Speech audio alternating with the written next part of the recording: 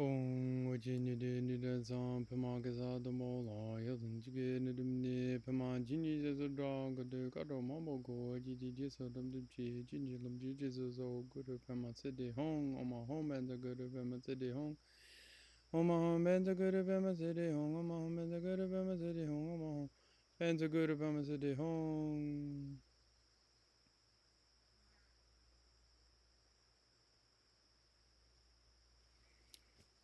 Hello, friends. First, we activate our lived view and embodied experience of bodhicitta, the heart mind of enlightenment, courageously, genuinely, tenderly, wishing for every single being to be free of suffering and the causes of suffering, every single one. So we activate that as a living experience.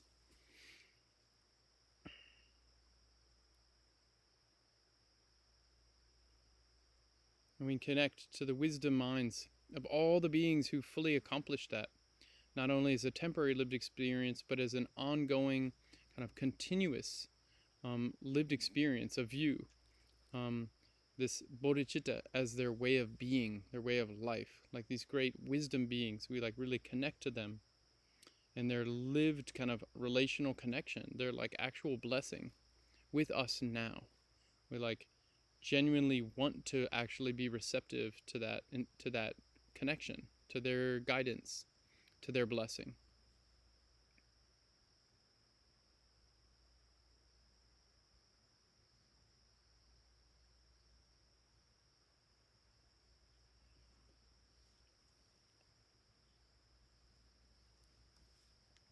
So this is just a quick reflection on the view in terms of Vajrayana or Tibetan Buddhist view, and specifically around kind of blessing and these wisdom beings, and the teachings of the Buddha in the sutras and tantras of the kind of multifold, just like a very abundant nature of reality.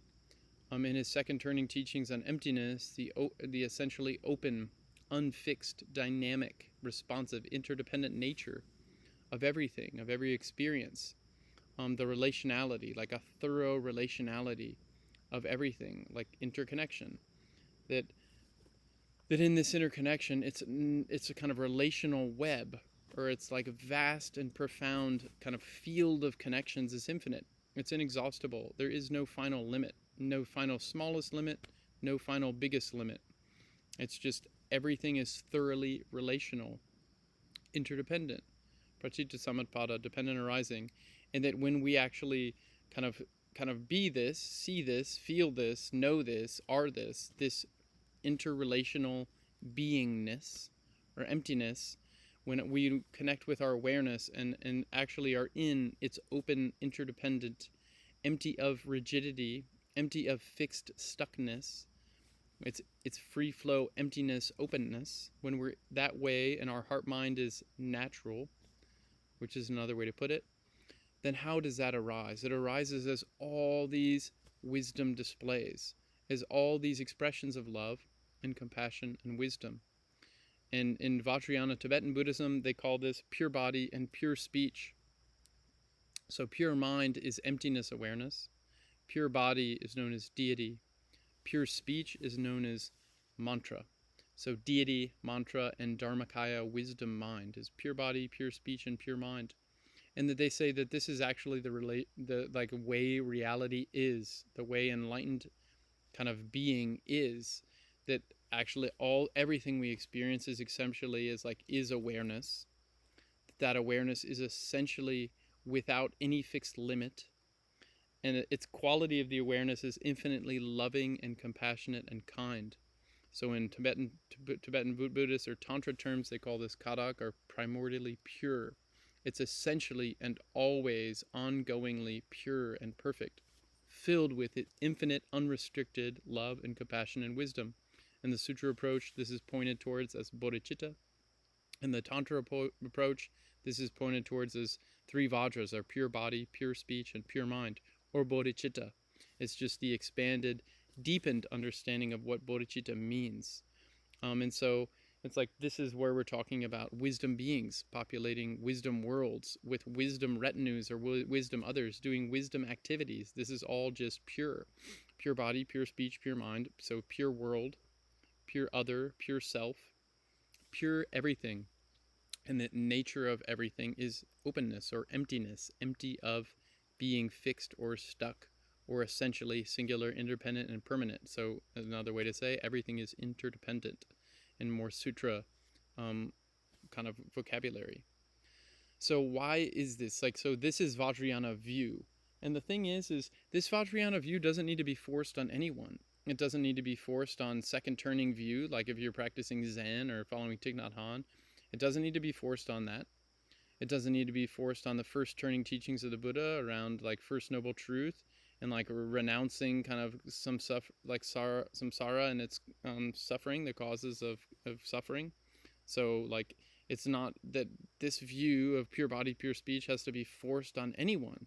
Not the first turning Buddhists like Theravada, not the second turning Buddhists like Zen, not outer Tantra Buddhists. This is not, the Buddha never forced anything. This is like thoroughly non-violent. The Buddha always met everyone exactly where they are. This is just to actually be effective. It's actually to be with reality as it's happening. And that means we have to be like according to someone else's view, someone else's worldview, or their world making, world shaping, meaning making, sense making. We have to actually be with that other, their world, according to our own capacities, our own world making, and with whatever kind of communication or like whatever is mutually kind of omni-win or mutually supportive in that relational kind of context, whatever like actually isn't available, then we do that. We connect with it, we neutrify it, we do whatever we can to be kind and uplifting in that way, and then we let go. And let the person, the being, the environment, whatever it is, a relational pattern, a network, a situation, whatever it is, we kind of like fill it with as much goodness and supportive kind of like intelligence as we have that's available in the kind of the mutual kind of overlap of the other and the self and our relationship. And then we fill it and we let go. Like we're not forcing anything. And so this is to not force pure body, pure speech, pure mind, or the three Vajras on anyone. They're not like Tibetan Buddhists aren't ongoingly kind of like always kind of like emailing Theravadins or emailing Zen people and trying to convince them of anything. Let's say, oh, it's all pure. What are you doing? Why are you stuck? No. There's value in every approach. And it's our job as Buddhists, following teachings of the Buddha, to meet beings where they're at, to meet situations as they are, not as we wish they would be. And that means that internally, our own situation, what's my view? Externally or relationally, like with others we're with, what are their views? And in between, what's available? We meet it where it is. We don't have false expectations, unrealistic expectations. That's like where suffering comes from. To like not actually be with reality as it's happening, but to be wishing it was, or fearful of it, you know. Wish it was another way, or fearing how it is, you know. Instead, we're like learning to just be with Pratitya Samutpada interdependence as it is. And so, I don't know, this point is this relational overflow that's pointed towards by the Buddha and Guru Padmasambhava and all these great Tibetan Buddhist masters, with the three Vajra view of pure body, pure speech, pure mind. This is the teaching. This is the teaching of the Vajrayana. So we also, while we're not forcing anything, we have to be clear about, well, what did the Buddha actually teach?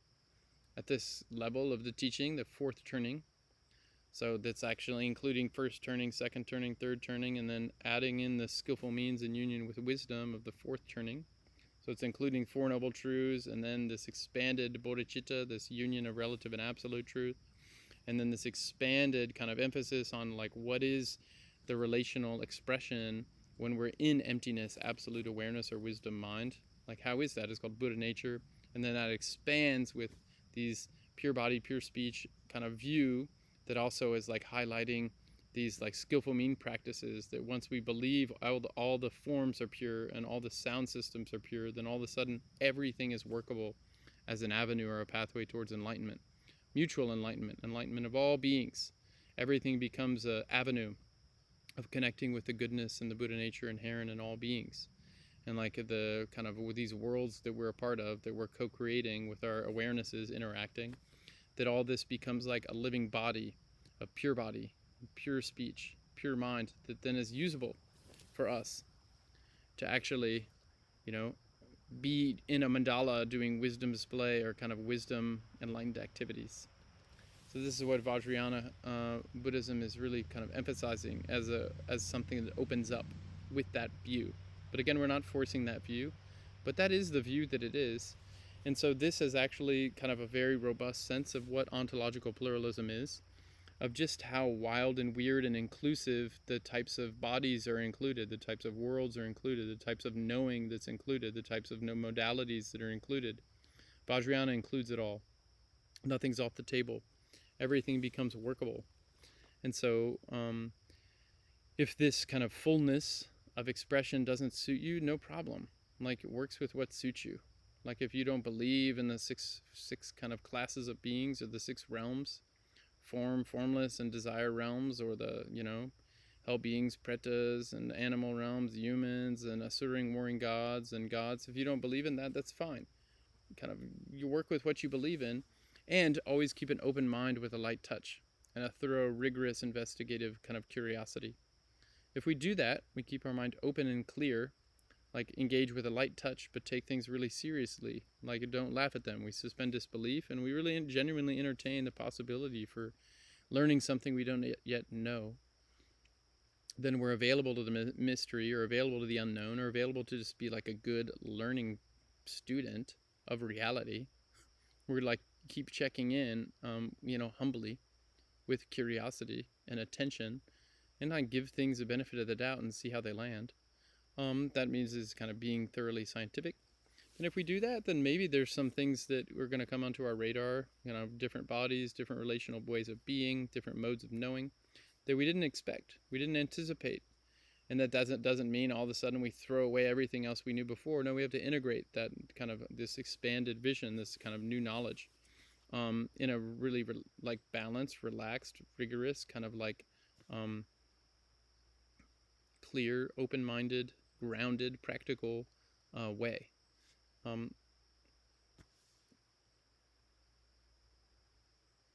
So we constantly stay available to reality happening, to pratitya samutpada, to interdependence, with this kind of an approach. And here that means we're available to the blessings.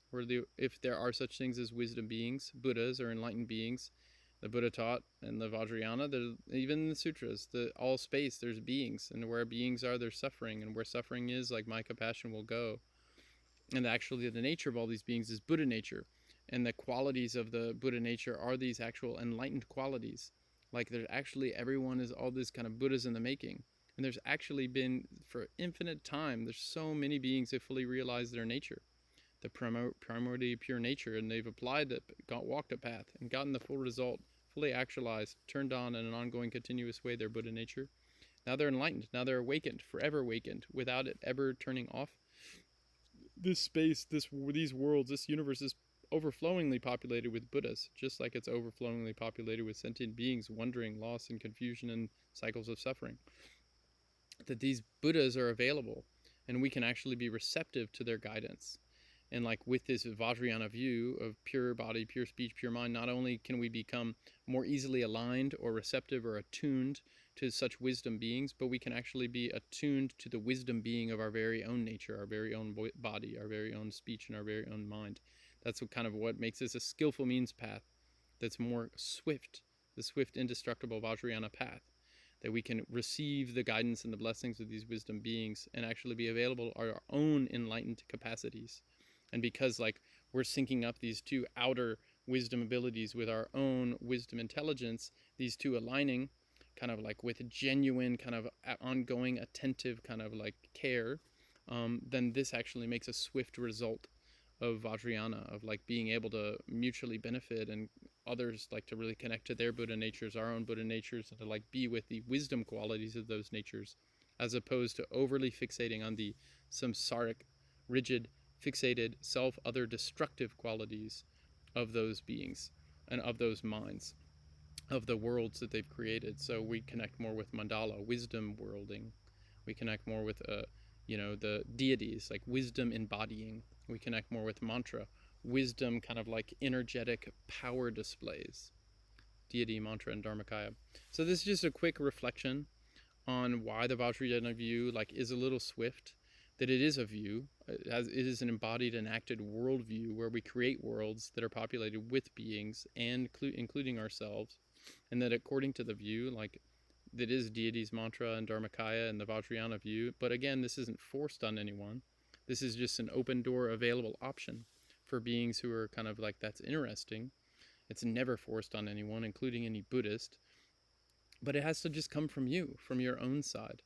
And that, you know, if this is the case, then all of a sudden we have like a lot of opportunities to be with others, to like use all situations, what we eat, all of our movements, all of our activities, everything we say, everything we hear. It becomes an available avenue for like a creative, co-enactive display of mutual uplift, of enlightened engagement, of enlightened activity. And that's more this Vajrayana approach. And so anyway, homage to those wisdom beings, the ones who are like already accomplished and offering guidance to all beings, and homage to the wisdom essence that is the very nature of each being, like myself included.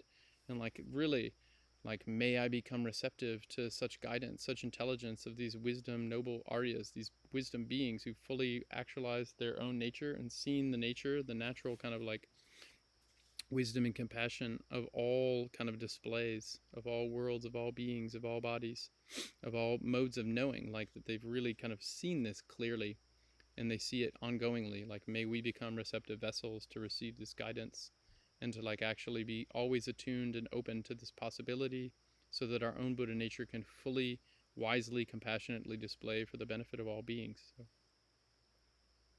we'll just rest for a couple moments and then dedicate the merit for all beings.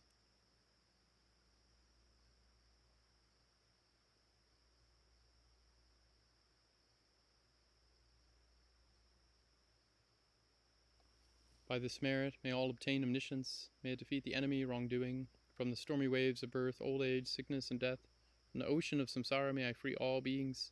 Precious bodhicitta, and those without it, may it be generated. Those who have it, may it never diminish, but always continue increasing. Deity, mantra, and Dharmakaya are the nature of appearance, sound, and awareness, the pervasive kaya and wisdom display of the Buddhas. May practitioners of the profound and secret great perfection remain inseparable from the innermost one taste awareness of wisdom mind.